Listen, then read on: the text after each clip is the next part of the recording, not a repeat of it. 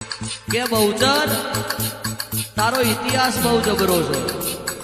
રાજા રામ 14 વર્ષના વનવાસમાં ગયા। આખું અયોધ્યા જોપા સુધી રાજા રામને વડાવવા જ્યું।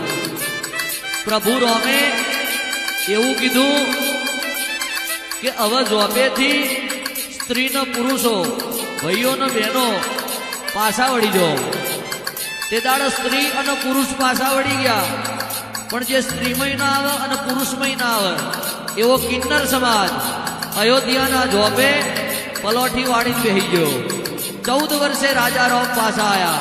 ભગવાન રામ 14 વર્ષે લંકા ઉપર વિજય મેળવી સતી સીતાને લઈ અને અયોધ્યાના જોપે આયા। કારણ કિન્નર સમાજ બેઠો બેઠો રામની વાટ જોતો હતો।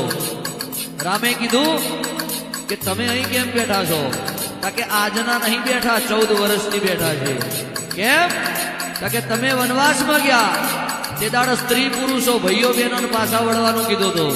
અમે ભાઈમય ના આવીએ, બહેનમય ના આવીએ, સ્ત્રીમય ના આવીએ, પુરુષમય ના આવીએ। એટલે અમે કિન્નર સમાજ મારો રામ આજે આવશે કાલે આવશે એવી વાટ જોઈ અયોધ્યાના જોપે બેઠા છીએ।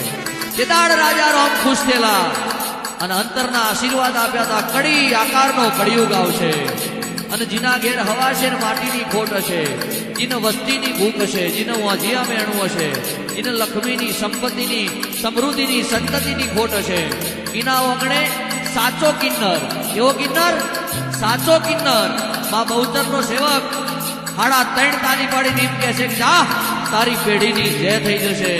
તો ભગવાન રામ પોતે એક દાડો આવશે, આવશે ને આવશે।